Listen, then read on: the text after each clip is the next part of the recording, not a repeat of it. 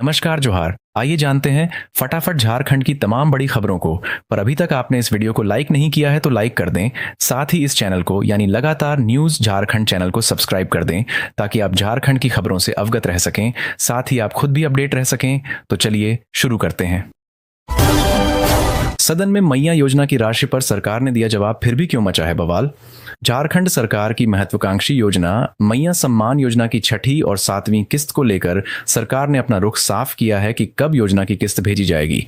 विधानसभा के अंदर और बाहर मंत्री ने साफ कर दिया है कि पैसा कब भेजा जाएगा, लेकिन इसके बावजूद हंगामा मचा हुआ है। आखिर सवाल है कि मैया योजना पर जब सब कुछ साफ है तो फिर हंगामा क्यों हो रहा है। इस पूरे मसले पर विपक्ष की भूमिका में अपनी बात रखते हुए वरिष्ठ विधायक सरयू राय ने कहा कि सरकार बिना तैयारी के योजना लेकर आई है। सरकार के पास पैसे नहीं है। अब जब अनुपूरक बजट लाया गया है तो इसके बाद योजना की राशि का भुगतान किया जा सकता है। जब सदन में सवाल पूछा गया कि आखिर मैया योजना का पैसा क्यों रुका है, इस पर सरकार ने जवाब दिया कि 10 मार्च तक पैसा भेज दिया जाएगा। मंत्री ने बताया कि योजना की सत्यापन के वजह से देरी हुई है। मुख्यमंत्री हेमंत सोरेन ने इस पर कहा कि देश के कई राज्यों में बीजेपी की सरकार चल रही है, लेकिन किसी ने अब तक बेटी बहन को सम्मान देने का काम नहीं किया है। ये बात सदन में हुई, लेकिन जब बाहर विधायक निकले तो कांग्रेस के विधायक दल नेता प्रदीप यादव ने कहा कि सरकार अपने वादों पर काम कर रही है। नई योजना आती है तो कुछ त्रुटि की वजह से देरी हुई है। अभी बकाया 8 मार्च तक भेजने की तैयारी है। फिलहाल मैया योजना की 56 लाख बेटी बहन इंतजार कर रही हैं कि कब योजना की राशि जाएगी। हिंदी और विज्ञान की री एग्जाम की तिथि जारी, जाने डेट और जानिए कब होगी प्रायोगिक परीक्षा। हिंदी और विज्ञान विषय के प्रश्न पत्र लीक होने की वजह से जैक यानी जेएसी द्वारा रद्द की गई मैट्रिक बोर्ड परीक्षा की पूर्ण परीक्षा की तिथि जारी कर दी गई है। जैक के सचिव जयंत मिश्रा के हस्ताक्षर से जारी सूचना के अनुसार 7 मार्च को हिंदी ए और हिंदी बी की परीक्षा होगी। वहीं 8 मार्च को विज्ञान विषय की परीक्षा सुबह 9:45 से दोपहर 1 बजे तक होगी। बता दें कि 18 फरवरी को हिंदी ए और बी की परीक्षा आयोजित की गई थी। वहीं 20 फरवरी को विज्ञान विषय की परीक्षा हुई थी, मगर प्रश्न पत्र लीक होने की वजह से जैक ने इसे रद्द कर दिया था। जैक ने मैट्रिक और इंटर की प्रैक्टिकल परीक्षा की तिथि जारी कर दी है। माध्यमिक परीक्षाओं के लिए प्रायोगिक परीक्षा 10 मार्च से 25 मार्च तक आयोजित किया जाएगा। जैक ने प्रैक्टिकल परीक्षा संबंधित विद्यालय में ही आयोजित करने का फैसला किया है। वहीं इंटरमीडिएट की प्रैक्टिकल परीक्षा +2 विद्यालय में आयोजित किया जाएगा, जो 10 मार्च से 25 मार्च तक दोनों पालियों में होगी। जैक ने प्रायोगिक एवं आंतरिक मूल्यांकन के अंकों के लिए भी आवश्यक निर्देश जारी कर दिया है। इसके तहत माध्यमिक परीक्षा के लिए 11 मार्च से 26 मार्च तक जैक के वेबसाइट के माध्यम से छात्रों के प्रैक्टिकल अंक दाखिल किए जाएंगे। सीएम सोरेन ने 28,945 सरकारी प्राथमिक विद्यालयों के शिक्षकों को सौंपा टैबलेट। कही ये बात, राज्य में गुणवत्तापूर्ण शिक्षा के लिए प्राइमरी स्कूलों के गुरुजी अब टैब लेकर बच्चों का ज्ञानवर्धन करेंगे। काफी जद्दोजहद के बाद शिक्षा विभाग ने राज्य के 28,945 सरकारी स्कूलों को वितरित किया है। शुक्रवार 28 फरवरी को प्रोजेक्ट भवन में आयोजित कार्यक्रम के दौरान मुख्यमंत्री हेमंत सोरेन ने शिक्षकों के बीच टैब वितरित किया। ऑनलाइन शिक्षा और स्कूलों के कामकाज के लिए सरकार ने 2020 से 21 में टैब देने की योजना बनाई गई थी, जिसके तहत प्रारंभ में केंद्र सरकार ने प्रति टैब 10,000 रुपया देने का निर्णय लिया था, मगर टैब के मूल्य के आगे आवंटित राशि कम पड़ गई, जिसे बाद में राज्य सरकार ने प्रति टैब 5,000 रुपया देने का निर्णय लिया। इस तरह से प्रति टैब 15,000 रुपया उपलब्ध होने के बाद शिक्षा विभाग टेंडर कराने में सफल हुआ और आखिरकार राज्य के सरकारी स्कूलों में पढ़ाने वाले गुरुजी अब हाईटेक हो गए। इसके जरिए शिक्षा संवर्धन के लिए विद्यालय रिपोर्ट कार्ड एवं शिक्षकों के लिए 50 घंटे का अनिवार्य समेकित सतत क्षमता विकास कार्यक्रम चलाया जाएगा, जिसका ऑनलाइन शुभारंभ मुख्यमंत्री हेमंत सोरेन ने किया। इस मौके पर शिक्षा मंत्री रामदास सोरेन, मुख्य सचिव अलका तिवारी, शिक्षा सचिव उमाशंकर सिंह मौजूद रहे। इस मौके पर 80 सीएम स्कूल ऑफ एक्सीलेंस का रिपोर्ट कार्ड जारी किया गया। मुख्यमंत्री के हाथों राज्य के वैसे 28,945 प्राइमरी स्कूल, जहां पहली से 5वीं की पढ़ाई होती है और इनमें 30 से ज्यादा छात्र छात्राओं का नामांकन है, उन्हें 10 इंच का टैबलेट प्रदान किया गया है। इसके तहत सबसे ज्यादा गिरिडीह के 2,776 स्कूलों को, जबकि सबसे कम लोहरदगा को 417 स्कूलों को टैब मिला है। रांची के 1,456 स्कूलों को टैबलेट मिला है। टैबलेट की सुरक्षा शिक्षकों और स्कूल के प्रधानाचार्य और प्रभारी प्रधानाचार्य की होगी। इसका उपयोग पठन पाठन, शिक्षकों के प्रशिक्षण, बायोमेट्रिक उपस्थिति और अनुश्रवण के लिए किया जाएगा। टैबलेट के लोकेशन और इसके उपयोग पर नजर राज्य स्तरीय पर विशेष आईटी टीम करेगी। स्कूल प्रबंधन के द्वारा मोबाइल सिम और इसका रिचार्ज किया जाएगा। राज्य के प्राइमरी स्कूल शिक्षकों को टैब वितरित करते हुए मुख्यमंत्री हेमंत सोरेन ने कहा कि तकनीकी युग के मांग के अनुसार हमें अपने आप को तैयार करना होगा और मजबूती के साथ खड़ा रहना होगा। मोबाइल के इस युग में यह आवश्यकता की चीज बन गई है। पर्स घर में छूट जाए तो कोई बात नहीं, मगर मोबाइल छूट जाए तो लोग परेशान हो जाते हैं, क्योंकि उसमें आज की तारीख में हर चीज है, जैसे दुनिया मुट्ठी में आ गया हो। सीएम ने आगे कहा कि डिजिटल का एक ऐसा अध्याय शुरू हुआ है जहां हर क्षेत्र को प्रभावित किया है। मुझे लगता है कि खेतीबाड़ी से लेकर व्यवसाय, यानी हर चीज डिजिटल प्लेटफॉर्म पर है, जिससे लोग जुड़ रहे हैं। मोबाइल नेटवर्क की समस्या से जूझ रहे स्कूलों की भी समस्या का समाधान करने का भरोसा देते हुए मुख्यमंत्री ने कहा कि हम लोग हर पंचायत में मोबाइल टावर लगाने के प्रयास में हैं, जिससे यह समस्या भी दूर हो जाएगी। इस मौके पर शिक्षा मंत्री रामदास सोरेन ने संबोधित करते हुए कहा कि टैब मुहैया कराने से स्कूलों में शैक्षणिक गुणवत्ता के साथ साथ मॉनिटरिंग भी हो सकेगी। मुख्यमंत्री हेमंत और विधायक कल्पना सोरेन से नीरू शांति भगत की मुलाकात।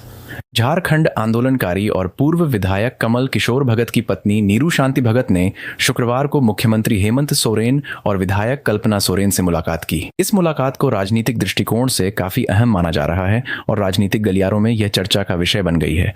ऐसे कयास लगाए जा रहे हैं कि नीरू शांति भगत जल्द ही झारखंड मुक्ति मोर्चा यानी झामुमो में शामिल हो सकती है। नीरू शांति भगत पहले आजसू पार्टी से जुड़ी हुई थी और उन्होंने लोहरदगा सीट से 2 बार विधानसभा चुनाव लड़ा था। हालांकि उन्हें सफलता नहीं मिल सकी। उनके पति कमल किशोर भगत भी आजसू पार्टी से विधायक रह चुके हैं। हालांकि हाल ही में नीरू शांति भगत ने आजसू पार्टी से इस्तीफा दे दिया है और अब उनके झामुमो में शामिल होने की चर्चा जोरों पर है।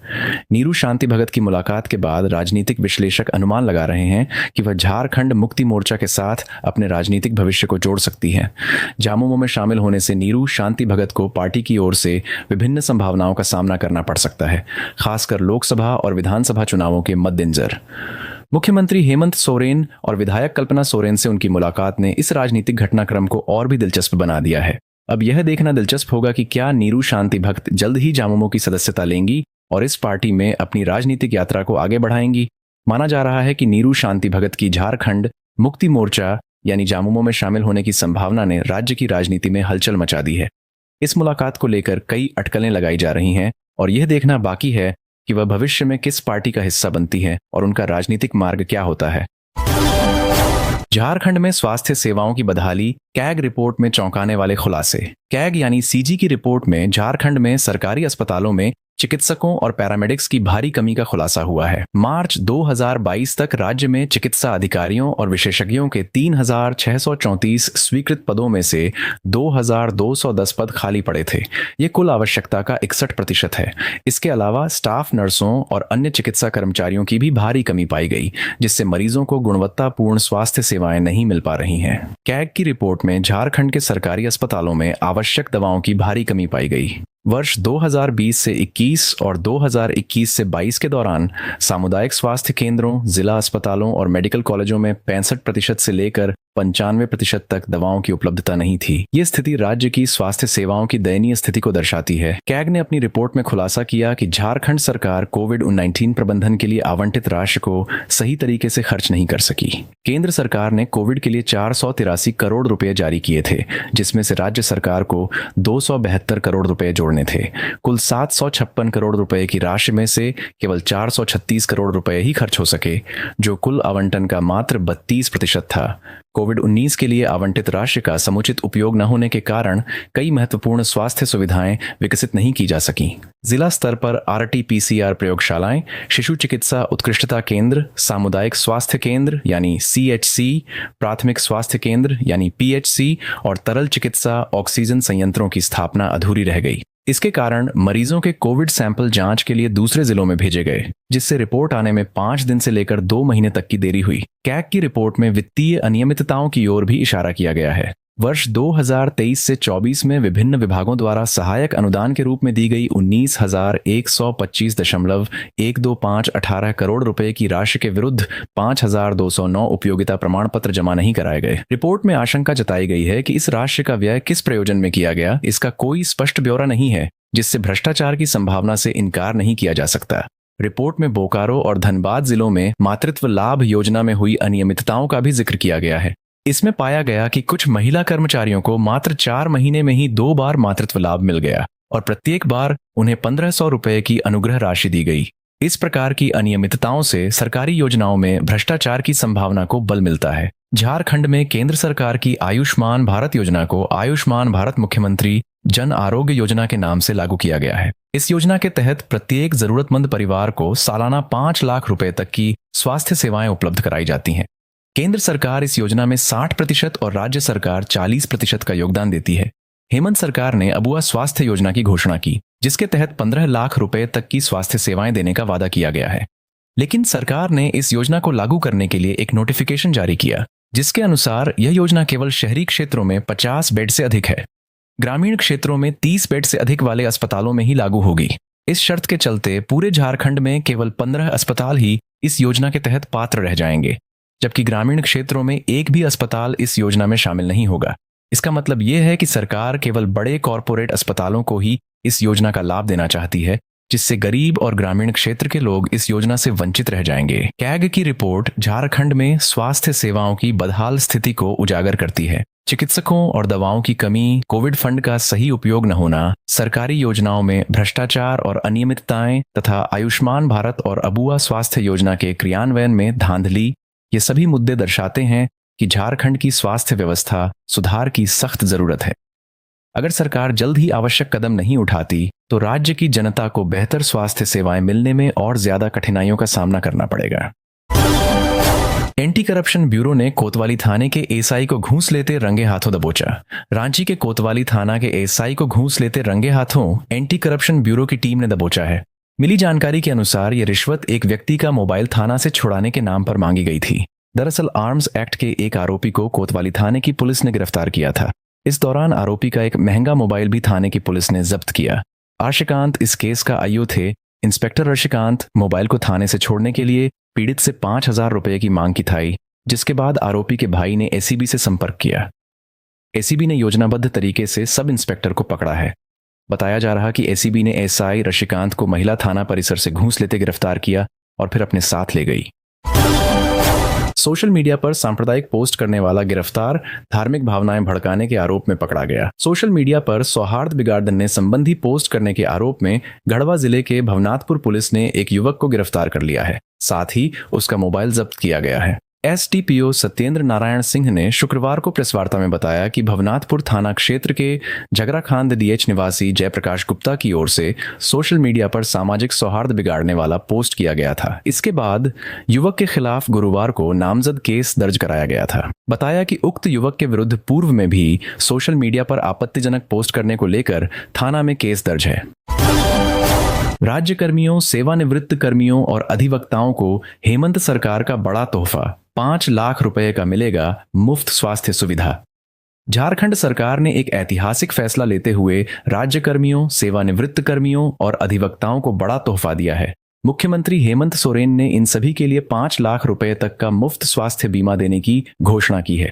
आइए जानते हैं इस योजना की पूरी जानकारी। झारखंड सरकार की इस नई योजना के तहत सरकारी कर्मचारियों, पेंशन भोगियों, अधिवक्ताओं और उनके आश्रितों को 5 लाख रुपए तक का कैशलेस स्वास्थ्य बीमा मिलेगा। यह योजना सरकारी और सूचीबद्ध निजी अस्पतालों में लागू होगी, जिससे लाखों लोग लाभान्वित होंगे। योजना की मुख्य विशेषताएं: नंबर 1, राज्यकर्मी, सेवानिवृत्त कर्मी और अधिवक्ता तथा उनके आश्रित इसमें शामिल होंगे। सबसे पहले सूबे के 1,62,000 राज्यकर्मियों को इस योजना से जोड़ा गया है। बाद में सेवानिवृत्त और अधिवक्ताओं के लिए सेवा बहाल कर दिया जाएगा। नंबर 2, 5 लाख रुपए तक का कैशलेस इलाज की सुविधा मिलेगी। नंबर 3, सरकारी व सूचीबद्ध निजी अस्पतालों में मुफ्त इलाज मिलेगा। नंबर 4, गंभीर बीमारियों की स्थिति में सरकार और इंश्योरेंस कंपनी विशेष कोष से 10 लाख तक का इलाज इस योजना के अंतर्गत किया जाएगा। नंबर 5, अगर इलाज की राशि किसी विशेष परिस्थितियों में बढ़ जाती है तो विभाग की अनुशंसा पर इसे अनलिमिटेड कर दिया जाएगा। सरकार का मानना है कि इस योजना से लाखों परिवारों को आर्थिक राहत मिलेगी और उनके स्वास्थ्य की सुरक्षा सुनिश्चित होगी। नीलांबर पीतांबर विश्वविद्यालय और कोल्हान विश्वविद्यालय के कुलपति के नाम पर लगी मुहर। जानिए किन्हें मिली जिम्मेदारी। पलामू के नीलांबर पीतांबर विश्वविद्यालय और चाईबासा के कोल्हान विश्वविद्यालय के कुलपतियों के नामों पर मुहर लग गई है। इस संबंध में राज्यपाल के सचिवालय ने अधिसूचना जारी कर दी है। जमशेदपुर महिला विश्वविद्यालय की कुलपति डॉ अंजिला गुप्ता को कोल्हान विश्वविद्यालय का कुलपति बनाया गया है।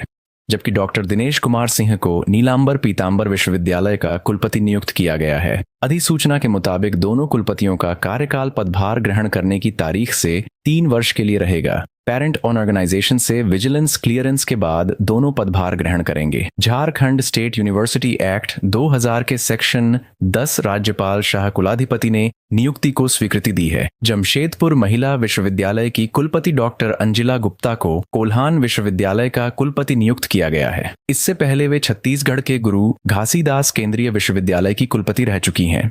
हालांकि जमशेदपुर महिला विश्वविद्यालय में उनके कार्यकाल के दौरान कुछ विवाद भी सामने आए थे। इसमें कंप्यूटर ऑपरेटर नियुक्ति, संविदा शिक्षक नियुक्ति, पीएचडी और बीएड प्रवेश में गड़बड़ियों की चर्चा रही है। इसके अलावा रोस्टर नियमों की अनदेखी कर कुछ बहालियां निकाली गई थीं, जिन्हें बाद में रद्द कर पुनः जारी किया गया। बावजूद इसके उनका शैक्षणिक अनुभव समृद्ध माना जाता है। उत्तराखंड निवासी डॉक्टर दिनेश कुमार सिंह को नीलांबर पीतांबर विश्वविद्यालय का कुलपति नियुक्त किया गया है। वे वर्तमान में पंत कृषि एवं प्रौद्योगिकी विश्वविद्यालय में विभागाध्यक्ष यानी एचओडी के रूप में कार्यरत थे। नीलांबर पीतांबर विश्वविद्यालय में 2023 से स्थायी कुलपति नहीं थे। उस दौरान प्रमंडलीय आयुक्त के पास कुलपति का अतिरिक्त प्रभार था। हाल ही में प्रमंडलीय आयुक्त सेवानिवृत्त हो गए, जिसके बाद विश्वविद्यालय में यह पद रिक्त था। नीलांबर पीतांबर विश्वविद्यालय की स्थापना 2009 में हुई थी और यह पलामू, गढ़वा और लातेहार जिले के सरकारी एवं मान्यता प्राप्त डिग्री कॉलेजों को अधीन रखता है। पूर्व कुलपति डॉक्टर रामलखन सिंह के बाद लंबे समय तक यह पद खाली था, जिससे परीक्षा कैलेंडर में अनियमितता और प्रमाण पत्र जारी करने में देरी जैसी समस्याएं उत्पन्न हो रही थीं। डॉक्टर दिनेश कुमार सिंह की नियुक्ति ऐसे समय में हुई है जब विश्वविद्यालय के प्रशासनिक भवन निर्माण में अनियमितताओं को लेकर जांच चल रही है। अब छात्रों को उम्मीद है कि नए कुलपति के नेतृत्व में प्रशासनिक व्यवस्था सुचारू होगी और परीक्षा से संबंधित समस्याओं का समाधान मिलेगा। झारखंड में रखे रखे एक्सपायर हो गई भारी मात्रा में रेमडेसिविर इंजेक्शन। भवन निर्माण मजदूरों का भी ख्याल नहीं, सीएजी रिपोर्ट में खुलासा। विधानसभा के बजट सत्र के दौरान भारत के नियंत्रक महालेखा परीक्षक यानी सीजेएए ने झारखंड के सरकारी अस्पतालों में वर्ष 2016 से वर्ष 2021 तक उपलब्ध स्वास्थ्य सेवाओं और welfare board of building and others construction workers की ऑडिट रिपोर्ट सदन पेश कर दी है। उसके बाद झारखंड की प्रधान महालेखाकार इंदु अग्रवाल ने अपने कार्यालय में संवाददाता सम्मेलन कर राज्य में इन दोनों बेहद महत्वपूर्ण विभागों की फाइंडिंग को सार्वजनिक किया। इस दौरान प्रधान महालेखाकार ने जो बातें कहीं, वह न सिर्फ झारखंड की खस्ताहाल स्वास्थ्य व्यवस्था को दर्शाती है, बल्कि इस ओर भी इशारा करती है कि कैसे कोरोना जैसी महामारी के दौरान भी सरकार और उनकी सारी व्यवस्था ध्वस्त रही। रिपोर्ट के एक पन्ने पर यह भी जिक्र है कि कैसे मुख्यालय और अलग अलग जिलों के वेयर हाउस में रखी गई रेमडेसिविर इंजेक्शन बड़ी मात्रा में एक्सपायर हो गई। इतना ही नहीं, प्रधान महालेखाकार ने बताया कि एनएचएम के अधिकारी के फोन कॉल पर ही 2 निजी एजेंसियों को वेयर हाउस से बिना कोई कागजात के हजारों वायल रेमडेसिविर इंजेक्शन को दे दिए, जिसकी जानकारी ड्रग्स कंट्रोलर को भी नहीं दी गई थी। प्रधान महालेखाकार इंदु अग्रवाल ने एक सवाल के जवाब में कहा कि स्वास्थ्य विभाग में उपलब्ध साधनों को लेकर 2016 से 17 से 2021 से 22 तक की ऑडिट रिपोर्ट है। इस दौरान 2 सरकारें रहीं, लेकिन हालात एक जैसे ही रहे। प्रधान महालेखाकार इंदु अग्रवाल ने बताया कि राज्य में 2016 से 17 से 2021 से 22 के दौरान चिकित्सकों की घोर कमी थी। राज्य में मेडिकल अफसर और विशेषज्ञ डॉक्टरों के 6,334 सृजित पद हैं, लेकिन कार्यरत मेडिकल अफसर और विशेषज्ञ डॉक्टरों की संख्या सिर्फ 2,210 थी। सीएजी की ऑडिट रिपोर्ट के अनुसार देश की तुलना में झारखंड में प्रति व्यक्ति डॉक्टर्स की उपलब्धता बहुत कम है।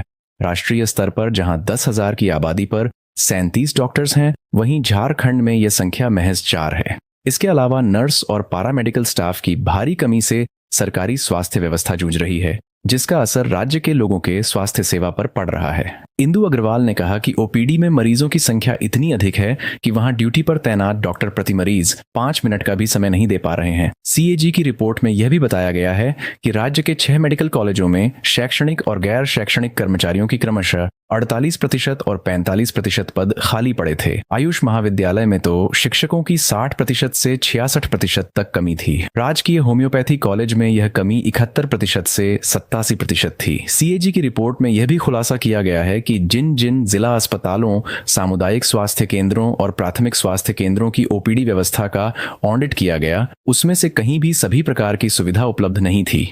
जिला अस्पताल में मुख्य रूप से सामान्य सर्जरी, हड्डी रोग और मनोचिकित्सक नहीं थे, तो सामुदायिक स्वास्थ्य केंद्रों में सामान्य सर्जरी, स्त्री रोग, दंत एवं नेत्र चिकित्सक नहीं थे। विधानसभा के पटल पर रखे सीजीएजी की ऑडिट रिपोर्ट बताती है कि आईपीएचएस के नॉर्म के अनुसार 4 जिला अस्पतालों में आपातकालीन और एएनटी ओटी नहीं थे। जिन 5 जिला अस्पतालों के ऑडिट किया गया, उसमें से 3 में आईसीयू की सुविधा नहीं थी। सीएजी की रिपोर्ट इस ओर भी इशारा करती है कि सुरक्षित मातृत्व के लिए बड़ी बड़ी बात करने वाले स्वास्थ्य महकमे में रजिस्टर्ड गर्भवती महिलाओं में से 18% को ही एनसी का पूरा चक्र प्रदान नहीं किया गया। 29% गर्भवती महिलाओं को टैटवैक का दूसरा इंजेक्शन नहीं दिया गया। 22% को आयरन की गोली नहीं दी गई। इतना ही नहीं, 35 से 93% तक गर्भवती महिलाओं को प्रसव के 48 घंटे के अंदर अस्पताल से छुट्टी दे दी गई। राज्य में 22 मोबाइल मेडिकल यूनिट में से सिर्फ 11 ही कार्यशील हैं। सीएजी की रिपोर्ट कहती है कि एक ओर जहां अस्पताल, इंडोर, ओपीडी, आईसीयू में जरूरी और आपातकालीन दवाओं की कमी या अनुपलब्धता पाई गई, वहीं झारखंड में दवा खरीद के लिए बनाए गए कॉरपोरेशन जेएमएच आईडीपीसीएल के पास 1395.67 करोड़ रुपए रहने के बावजूद 2016 से 2022 तक दवा और उपकरणों की खरीद पर सिर्फ 279.33 करोड़ यानी 20% खर्च हो पाई। कॉरपोरेशन 77% से 88% आवश्यक दवा नहीं खरीद पाया। नतीजा ये हुआ कि अस्पतालों में दवाओं की कमी रही। दूसरी ओर ऑडिट रिपोर्ट ने एक और बड़ी गड़बड़ी ये पकड़ी गई है कि Jharkhand medical and health infrastructure development and procurement corporation limited ने 2018 से 2022 में प्रतिबंधित कंपनी से 9.55 करोड़ की दवा खरीद की है। इसके अलावा सीएजी की विस्तृत ऑडिट रिपोर्ट में नए मेडिकल कॉलेज अस्पताल के निर्माण में देरी, संसाधनों के कमी की वजह से यूजी और पीजी की सीटों में कमी, बिना जांच किए और कम गुणवत्ता वाली दवाओं को भी बीमार मरीजों में वितरित करने सहित कई गड़बड़ियों का खुलासा किया गया है। प्रधान महालेखाकार इंदु अग्रवाल ने कहा कि रिपोर्ट सदन के पटल पर रखी जा चुकी है, अब सरकार को उस पर यथोचित निर्णय लेना है। वहीं कैग ने राज्य में building and others construction workers के लिए बने कल्याण बोर्ड की भी वर्ष 17 से 18 से वर्ष 21 से 22 तक की ऑडिट रिपोर्ट में कई गड्ढबद्धियां होने की बात कही। उन्होंने कहा कि बिल्डिंग निर्माण मजदूरों के वेलफेयर के लिए बड़ी रकम होने के बावजूद राशि मजदूरों के कल्याणकारी योजनाओं पर खर्च नहीं हुई। आज भी बड़ी संख्या ऐसे कंस्ट्रक्शन मजदूरों का रजिस्ट्रेशन बोर्ड ने नहीं किया है, जिसकी वजह से मजदूर वेलफेयर स्कीम का लाभ नहीं ले पा रहे हैं। भवन निर्माण मजदूरों का निबंधन नहीं होने से वे हाउसिंग लोन, पेंशन और अन्य लाभ से वंचित हैं। भवन निर्माण मजदूरों की सामान्य या दुर्घटना में मौत हो जाने पर मिलने वाली सहायता राशि भी अभी बोर्ड के नए प्रावधानों के अनुरूप नहीं मिल रहा है। राज्य में 10,710 रजिस्टर मजदूर पेंशन के योग्य हैं, लेकिन सिर्फ 159 मजदूरों यानी 1% को ही पेंशन मिल रही है। प्रधान महालेखाकार ने बताया कि ऑडिट के दौरान साइट विजिट के दौरान पाया गया कि ज्यादातर भवन निर्माण में लगे मजदूरों की सुरक्षा के लिए कोई इंतजाम नहीं है। बिल्डिंग कंस्ट्रक्शन के मजदूरों के लिए सेस की 504 करोड़ की राशि झारखंड सरकार ने वेलफेयर बोर्ड को ट्रांसफर नहीं की है। पलामू में 251 अनुसेवक को किया गया बर्खास्त। सुप्रीम कोर्ट में दाखिल हुई पुनर्विचार याचिका। सुप्रीम कोर्ट के आदेश के बाद पलामू में 291 अनुसेवकों को बर्खास्त कर दिया गया है। दरअसल सुप्रीम कोर्ट ने 2010 में 4th ग्रेड के पद पर निकली बहाली को अवैध करार देते हुए बहाली को रद्द करने का आदेश दिया था। सुप्रीम कोर्ट के आदेश के बाद पलामू डीसी ने सभी अनुसेवकों को बर्खास्त कर दिया है। बर्खास्तगी का पत्र 22 फरवरी को जारी हुआ है, जबकि शुक्रवार को अनुसेवकों को आधिकारिक तौर पर जानकारी हुई है। इधर अनुसेवकों ने सुप्रीम कोर्ट में पुनर्विचार याचिका दाखिल की है। अनुसेवक राजेंद्र राम के नेतृत्व में 239 अनुसेवक सुप्रीम कोर्ट गए हैं। सभी अनुसेवक बर्खास्त होने के बाद शुक्रवार को पलामू के शिवाजी मैदान में जमा हुए। अनुसेवकों का कहना है कि सरकार और प्रशासन की तरफ से सुप्रीम कोर्ट में अपील नहीं की गई है। वे वर्षों से नौकरी कर रहे हैं, उनकी क्या गलती है? बर्खास्त होने वाले अनुसेवक नरेश भारती और विवेका शुक्ला ने बताया 2010 के विज्ञापन पर कई अनुसेवक बहाल हुए थे, लेकिन 7 अनुसेवकों को बर्खास्त नहीं किया गया है। अनुसेवक धर्मेंद्र सिंह ने बताया कि कई अधिकारियों से उन्होंने मिलने का समय मांगा था, लेकिन समय नहीं दिया गया। उन्होंने कहा कि जिला प्रशासन को मामले में अपील करनी चाहिए थी, लेकिन अपील नहीं की गई है। कई ऐसे अनुसेवक हैं जो दिव्यांग हैं। अब अगले 4 से 5 महीना में सेवानिवृत्ति भी होने वाले थे। बर्खास्त अनुसेवकों ने बताया कि इस तरह की बहाली के विज्ञापन झारखंड के अन्य जिलों में भी निकली थी। दरअसल 2010 में पलामू में 4th ग्रेड बहाली के लिए विज्ञापन निकाला गया था। 2017 से 18 में सभी लोगों की बहाली हुई थी। बहाली के लिए 22,000 लोगों ने उस दौरान आवेदन दिया था। पूरी नियुक्ति प्रक्रिया को लेकर अभ्यर्थी अमृत यादव कोर्ट गए। अमृत यादव का आरोप था कि नियुक्ति में कई प्रकार की गड़बड़ी हुई थी। परीक्षा में उनका चयन हुआ था। दोबारा जब पैनल बनाया गया तो वे शामिल नहीं थे। उन्हें बताया गया था कि नंबर कम है। वे मामले को लेकर हाई कोर्ट गए थे। हाई कोर्ट में राहत नहीं मिलने के बाद वे सुप्रीम कोर्ट गए। विज्ञापन में इस बात का जिक्र नहीं था कि कितने पदों पर बहाली होनी है। गैंगरेप घटना के 5 दिनों बाद झारखंड बाल अधिकार संरक्षण आयोग की टीम खूंटी पहुंची। टीम में सदस्य डॉक्टर आभा वीरेंद्र अकिंचन, रुचि कुजूर और विकास दोदराज का शामिल थे। टीम में शामिल सदस्यों ने खूंटी में पदाधिकारियों के साथ बैठक कर पूरे मामले की जानकारी ली। बैठक में बाल संरक्षण और बाल कल्याण पर चर्चा की गई। बैठक में डीडीसी श्याम नारायण राम, एसडीओ दीपेश कुमारी समेत सभी डीएसपी और थाना प्रभारी के अलावा बीडीओ समेत जिले के विभिन्न विभागों के पदाधिकारी मौजूद थे। झारखंड बाल अधिकार संरक्षण आयोग के सदस्यों ने बैठक करने के बाद रनिया स्थित घटनास्थल भी गए और स्थल का निरीक्षण किया। सदस्यों ने रनिया में हुई गैंगरेप की घटना को दुर्भाग्यपूर्ण बताया और कहा कि ऐसी घटना जिले में दोबारा न हो, इसके लिए संबंधित अधिकारियों को निर्देशित किया गया है। इस तरह के जघन्य अपराध को रोकने के लिए जन जागरूकता के साथ साथ बेहतर शिक्षा पर जोर दिया गया है। बाल सुरक्षा, शिक्षा, पोषण एवं अन्य आवश्यक सेवाओं की वर्तमान स्थिति की भी समीक्षा की गई है। इन क्षेत्रों में सुधार के लिए प्रशासनिक पदाधिकारियों को आवश्यक सुझाव और निर्देश दिए गए हैं। साथ ही खूंटी में ऑब्जर्वेशन सेंटर बनाने के लिए पत्राचार करने का निर्देश दिया गया। टीम में शामिल सदस्यों ने कहा कि बाल संरक्षण तंत्र को और अधिक प्रभावी बनाने के लिए विभिन्न योजनाओं के कार्यान्वयन पर भी जोर दिया जाएगा। बैठक के दौरान पदाधिकारियों को निर्देश दिया गया कि बाल अधिकारों के संरक्षण एवं संवर्धन के लिए ठोस कदम उठाए जाएं। बैठक के पश्चात सदस्यों द्वारा रनिया प्रखंड जाकर पीड़ित के परिजनों से भी मुलाकात की। साथ ही सरकार की ओर से उन्हें हर संभव सहायता प्रदान करने, उन्हें न्याय दिलाने का भरोसा दिलाया। महिला एवं बच्चों के खिलाफ अपराध को लेकर पुलिस गंभीर। 1 हफ्ते में पर्यवेक्षक टिप्पणी देने का निर्देश।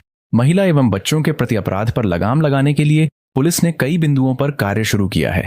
इसके लिए पुलिस अधिकारियों के दिशा निर्देश भी जारी किए गए हैं। महिला एवं बच्चों के अपराध से जुड़े हुए मुकदमे के अनुसंधान को लेकर पुलिस बेहद ही संवेदनशील हो गई है। वैसे अपराधी घटना जो महिला एवं बच्चों को प्रति हुई है और उसे जुड़े हुए मुकदमे की पर्यवेक्षण टिप्पणी 3 महीने से लंबित है, उसके डाटा को खंगाल जा रहा है। अनुसंधानकर्ता से यह भी जानकारी मांगी गई है कि अपराध से जुड़े हुए आरोपी गिरफ्तार हुए हैं कि नहीं हुए हैं। आरोपी गिरफ्तार नहीं हुए हैं तो किन परिस्थिति में कार्रवाई नहीं हुई है। इस दौरान यह देखा जा रहा है कि पीड़ित को प्रावधान के अनुसार मुआवजा मिला है कि नहीं मिला है। पलामू के जोनल आईजी सुनील भास्कर ने पलामू, गढ़वा एवं लातेहार के पुलिस अधिकारियों को महिला एवं बच्चों के प्रति अपराध को लेकर कई बिंदुओं पर दिशा निर्देश जारी किया है। आईजी सुनील भास्कर ने बताया कि बच्चे एवं महिला का प्रति अपराध के रोकथाम के लिए कई बिंदुओं पर कार्य किया जा रहा है। अपराध से जुड़े हुए मुकदमे का पर्यवेक्षण टिप्पणी 1 सप्ताह में तैयार करने को कहा गया है। सार्वजनिक स्थानों पर भी महिला एवं बच्चों की सुरक्षा को लेकर पुलिस गंभीर है। दरअसल पलामू प्रमंडल के इलाके में महिला एवं बच्चों के खिलाफ हो रहे अपराध के मामले में यौन शोषण और अंधविश्वास के आंकड़े काफी ज्यादा होते हैं। इस दिशा में पुलिस काम कर रही है। श्मशान के पास बन रहे थे ब्राउन की पुड़िया, जमशेदपुर पुलिस ने जाल बिछाकर दबोचा। जमशेदपुर शहर में ब्राउन शुगर बेचने वाले गिरोह का जमशेदपुर पुलिस ने पर्दाफाश किया है। ब्राउन शुगर बेचने और उसकी तस्करी करने वाले 13 आरोपियों को पुलिस ने भारी मात्रा में ब्राउन शुगर और लगभग 8,000 रुपए नगद के साथ गिरफ्तार किया है। गिरफ्तार ड्रग पेडलर्स में एक महिला भी शामिल है। आरोपियों की गिरफ्तारी की पुष्टि सिटी एएसपी शिवाशीष कुमार ने की है। उन्होंने बताया कि गिरफ्तार सभी ड्रग पेडलर जमशेदपुर में अलग अलग स्थानों पर ब्राउन की बिक्री करते थे। पुलिस ने गुप्त सूचना पर छापेमारी कर आरोपियों को गिरफ्तार किया है। पूछताछ के बाद आरोपियों को जेल भेज दिया है। गिरफ्तार आरोपियों में सरायकेला जिला के कमलपुर थाना क्षेत्र के बालीगुमा निवासी अब्दुल हमीद, जुगसलाई गरीब नवाज कॉलोनी निवासी मोहम्मद जाकिर, आरिफ खान उर्फ पीतल और शेख अफरीदी उर्फ खतबद, जुगसलाई गौरीशंकर रोड निवासी सज्जाद खान उर्फ अमन, मोहम्मद अल्ताफ, गरीब नवाज कॉलोनी निवासी मोहम्मद जावेद, मोहम्मद अरबाज उर्फ रोहित और नगमा खातून, गौरीशंकर रोड पहलवान डेरा इलाके का रहने वाला मोहम्मद चांद, जुगसलाई धर्मशाला रोड निवासी अमीर गद्दी, परसुडीह के गोल पहाड़ी क्षेत्र निवासी अमृत गुड़िया के अलावा रेलवे ट्रैफिक कॉलोनी निवासी सावन दास शामिल है।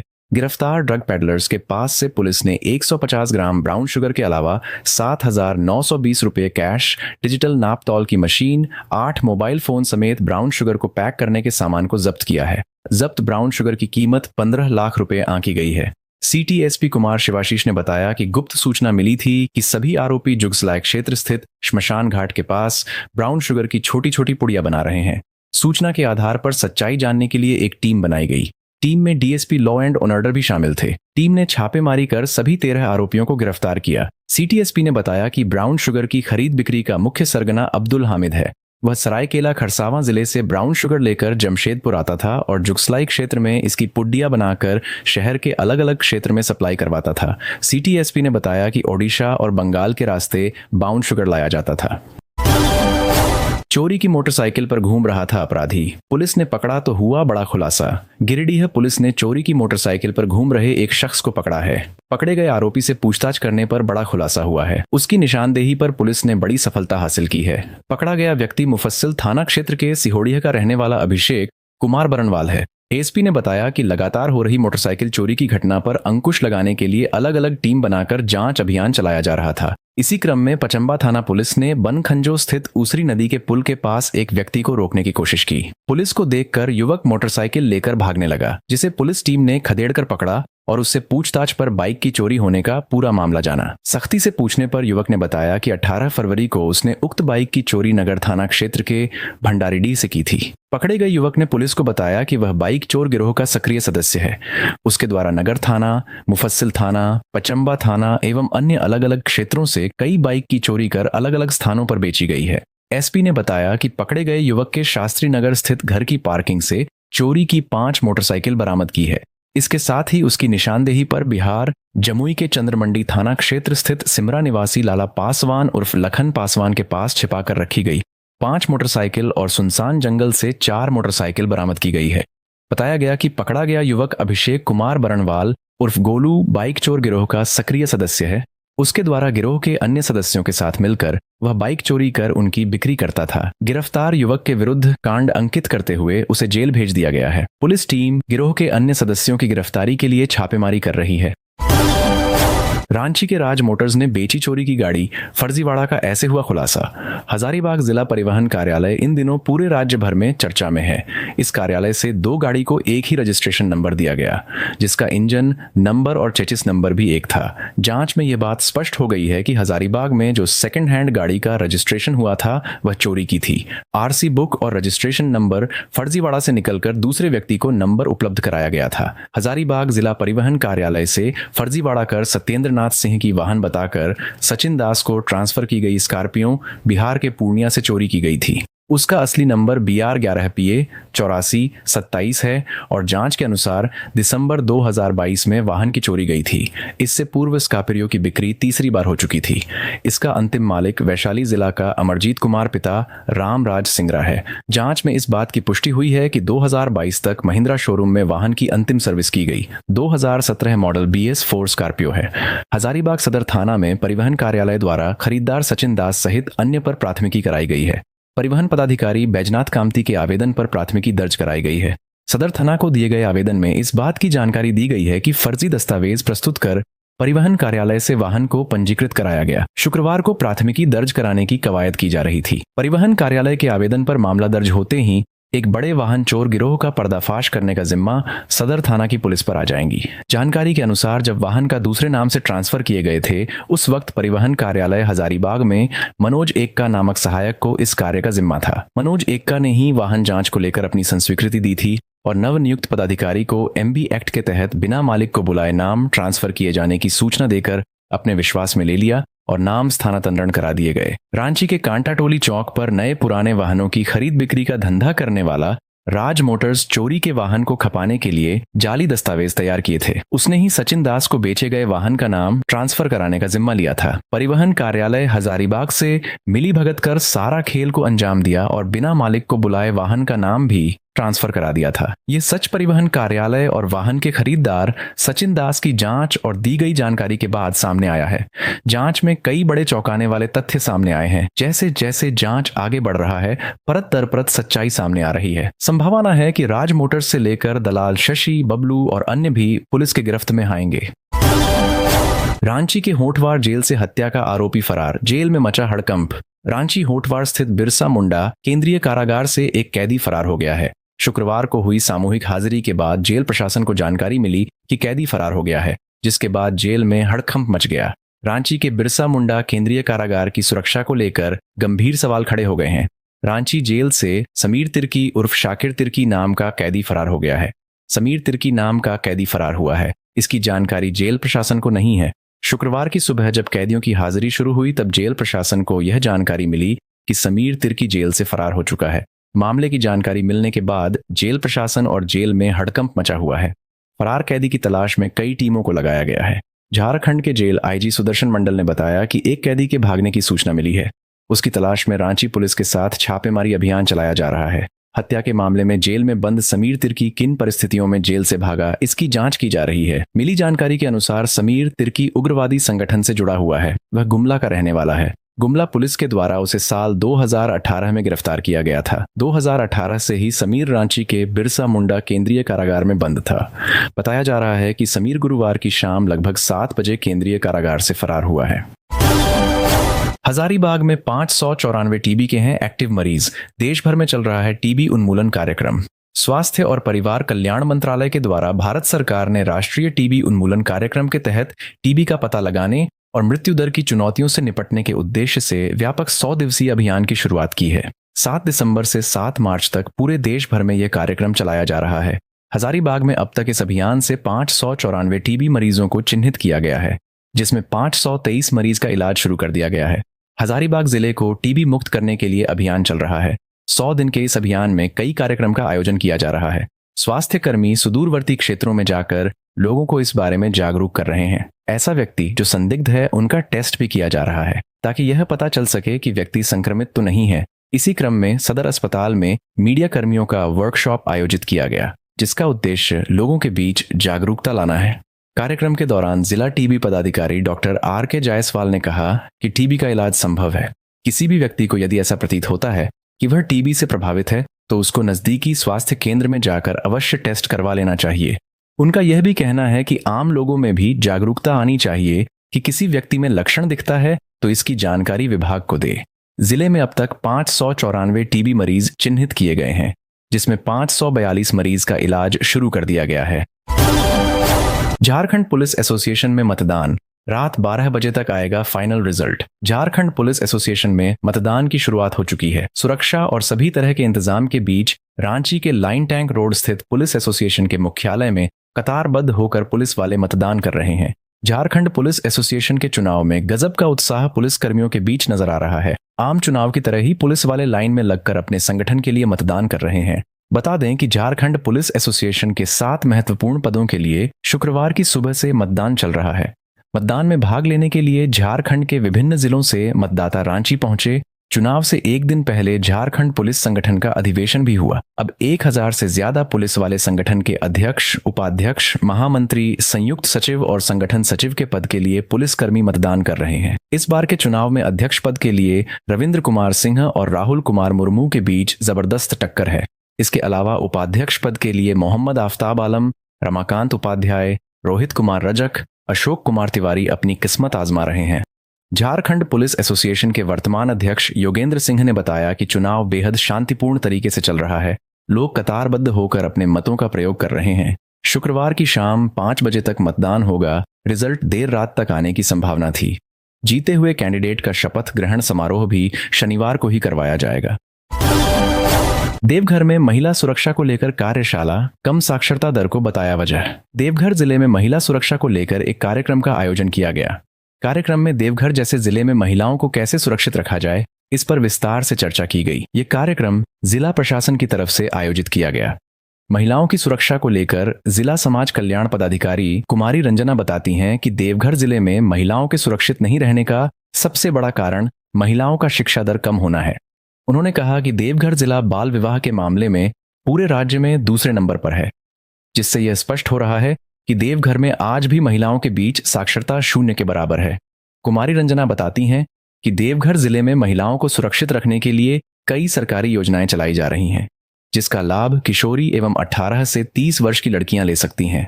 समाज कल्याण पदाधिकारी कुमारी रंजना ने बताया कि देवघर जिले में महिलाओं के बीच साक्षरता को बढ़ाने के लिए जिला प्रशासन की तरफ से प्रचार प्रसार व्यापक स्तर पर किया जा रहा है, ताकि सरकारी योजनाओं के बारे में महिलाएं जान सकें और खुद को साक्षर बना सके। वहीं देवघर जिले में महिलाओं के लिए वर्षों से काम कर रही सामाजिक कार्यकर्ता कल्याणी मीणा बताती हैं कि देवघर और झारखंड की वैसी महिलाएं शिक्षा से कोसों दूर हैं जो आदिवासी बहुल इलाके में रहती हैं। संथाल परगना ऐसे ही क्षेत्र में से एक है जहां महिलाओं की साक्षरता दर बहुत ही कम है। उन्होंने बताया कि आदिवासी बहुल इलाकों में महिलाओं की ट्रैफिकिंग भी एक बहुत बड़ी समस्या है। कई बार रोजगार की वजह से इन क्षेत्रों की महिलाएं बाहर जाती हैं, लेकिन वहां पर मानव तस्करों के हत्थे चढ़ने के कारण उनका शोषण होता है।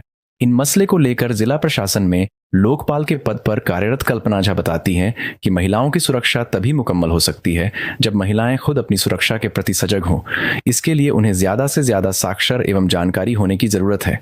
उन्होंने कहा कि कई बार महिलाएं मजबूरी में किसी से मदद मांगती हैं, लेकिन लोग उनकी मजबूरी का गलत फायदा उठाते हैं और महिलाएं इसे नहीं समझ पाती हैं। जरूरत है महिलाएं सबसे पहले खुद सजग हो और पुलिस के साथ संवाद को मजबूत करें। वहीं देवघर जिले में महिलाओं की सुरक्षा को लेकर कांग्रेस के वरिष्ठ नेता संजय मुन्नम बताते हैं कि सरकार की तरफ से महिलाओं के विकास के लिए योजनाएं लाई जा रही हैं, लेकिन जरूरत है जिले में काम कर रही सामाजिक संस्था और समाज के पुरुष महिलाओं के अधिकार के प्रति सजग हो, तभी महिलाएं समाज के पहले पंक्ति में खड़ी हो पाएंगी। उन्होंने कहा कि देवघर और संथाल क्षेत्र में महिलाओं को काबिल और साक्षर बनाने के लिए अभियान चलाए जा रहे हैं। इस तरह का अभियान संथाल क्षेत्र में और भी वृहद स्तर से चलाया जाएगा। गढ़वा में जिला अधिवक्ता संघ की चुनाव प्रक्रिया शुरू, 24 प्रत्याशी आजमाएंगे अपनी किस्मत। 4 मार्च को होने वाले जिला अधिवक्ता संघ चुनाव को लेकर जिला व्यवहार न्यायालय परिसर में सरगर्मी तेज हो गई है। चुनाव से पहले नामांकन प्रक्रिया अपने अंतिम दौर में है। अभी तक सभी पदों के लिए 24 लोगों ने अपना नामांकन दाखिल किया है। गढ़वा जिला व्यवहार न्यायालय अधिवक्ता संघ के चुनाव को लेकर खूब सरगर्मी देखी जा रही है। 2 वर्षीय चुनाव को लेकर कई अधिवक्ता अपनी अपनी किस्मत आजमाना चाह रहे हैं। विशेषकर अध्यक्ष और महासचिव के पद को लेकर चर्चाओं का बाजार गर्म है। फिलहाल कोर्ट परिसर में प्रत्याशी नामांकन करने के बाद अधिवक्ताओं के बीच पहुंचकर अपने पक्ष में वोट करने की अपील करते दिख रहे हैं। गढ़वा में अधिवक्ता संघ चुनाव को लेकर अध्यक्ष पद के लिए 2 प्रत्याशियों ने नामांकन किया है, जबकि महासचिव पद के लिए अब तक 4 प्रत्याशियों ने नामांकन दाखिल कर दिया है।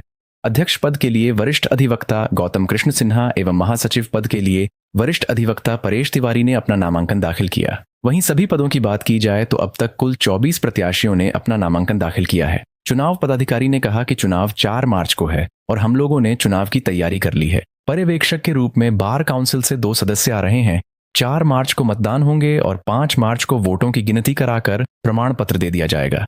वहीं नामांकन करने पहुंचे प्रत्याशियों ने नामांकन के बाद अपने अपने पक्ष में मतदान करने के लिए जनसंपर्क अभियान चलाया। इस दौरान किसी ने अपने पद पर रहते हुए किए गए कार्यों को गिनाते हुए अपनी उपलब्धि बताई, तो वहीं पहली बार चुनाव में उतरे प्रत्याशी ने अपने विजन को बताया कि आने वाले समय में हमें संघ में क्या क्या बदलाव लाना है।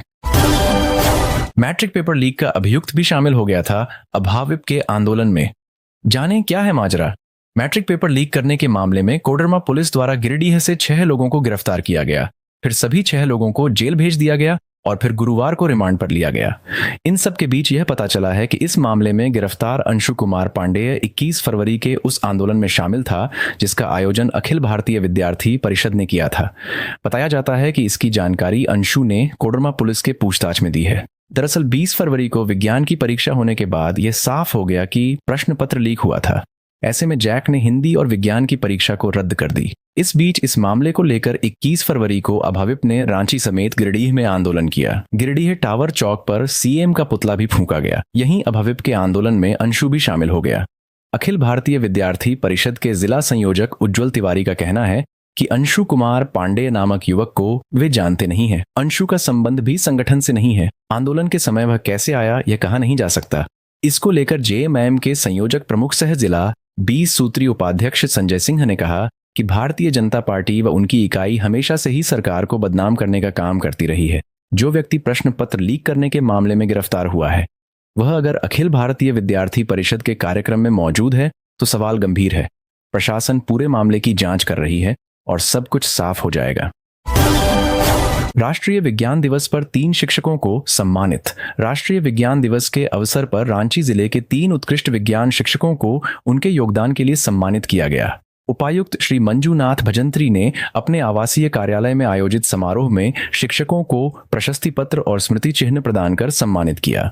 जिले के विभिन्न प्रखंडों से नामित विज्ञान शिक्षकों में से 3 शिक्षकों का चयन उनके नवाचार, पढ़ाने की रोचक विधि और उत्कृष्ट शैक्षिक परिणामों के आधार पर किया गया। इस चयन प्रक्रिया में जिला शिक्षा विभाग द्वारा साक्षात्कार आयोजित किए गए। सम्मान समारोह में उपायुक्त ने विज्ञान शिक्षा के महत्व को रेखांकित करते हुए कहा, विज्ञान की शिक्षा समाज के विकास और तकनीकी प्रगति के लिए अत्यंत महत्वपूर्ण है। छात्रों में विज्ञान के प्रति रुचि बढ़ाने के लिए शिक्षकों की भूमिका अहम होती है। इस अवसर पर जिले के 3 विज्ञान शिक्षकों को उनके उत्कृष्ट कार्यों के लिए सम्मानित किया गया। जिला शिक्षा अधीक्षक श्री बादल राज ने कहा कि इस सम्मान से शिक्षकों का मनोबल बढ़ेगा और वे विज्ञान शिक्षण को और अधिक प्रभावी बनाएंगे। उन्होंने बताया कि इस तरह की पहल से छात्रों में विज्ञान के प्रति रुचि जागृत होगी और वे वैज्ञानिक उपलब्धियों के प्रति जागरूक बनेंगे। राष्ट्रीय विज्ञान दिवस का उद्देश्य विज्ञान और तकनीकी नवाचार को बढ़ावा देना है। ये दिन महान वैज्ञानिक डॉक्टर सीवी रमन की खोज रमन प्रभाव की वर्षगांठ के रूप में मनाया जाता है। इस दिन देश भर में विज्ञान से जुड़े कार्यक्रम आयोजित किए जाते हैं और वैज्ञानिकों को उनके योगदान के लिए सम्मानित किया जाता है। जिले में आयोजित इस कार्यक्रम ने विज्ञान शिक्षकों के प्रयासों को मान्यता देने और छात्रों में विज्ञान के प्रति उत्साह बढ़ाने की दिशा में एक महत्वपूर्ण कदम रखा है। झारखंड के इन जिलों में बारिश की संभावना, रांची का बढ़ेगा तापमान। झारखंड में पिछले 24 घंटों में मौसम का मिजाज शुष्क ही रहा है। हालांकि कई इलाकों में आसमान में आंशिक बादल देखने को मिला है। मौसम केंद्र रांची ने अपने ताजा मौसम का अपडेट जारी किया है।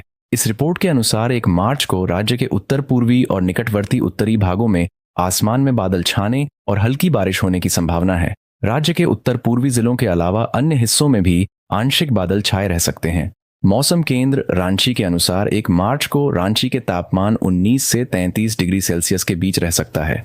मौसम विभाग की ओर से अगले 5 दिनों के लिए कोई भी चेतावनी या अलर्ट जारी नहीं किया है, लेकिन कुछ इलाकों में हल्की वर्षा और बाकी के जिलों में आंशिक बादल बनने की संभावना जरूर जताई है। 1 मार्च झारखंड के उत्तर पूर्वी जिलों जैसे कोडरमा, गिरिडीह, देवघर, दुमका, गोड्डा और साहिबगंज में हल्के दर्जे की बारिश हो सकती है। 2 जून मार्च राज्य भर में मौसम साफ और शुष्क रहेगा। 28 फरवरी के राज्य का अधिकतम तापमान सरायकेला खरसावां में रिकॉर्ड हुआ। यहां पारा 37 डिग्री सेल्सियस तक चढ़ा। पिछले 24 घंटों के दौरान राज्य का न्यूनतम तापमान लोहरदगा में रिकॉर्ड हुआ।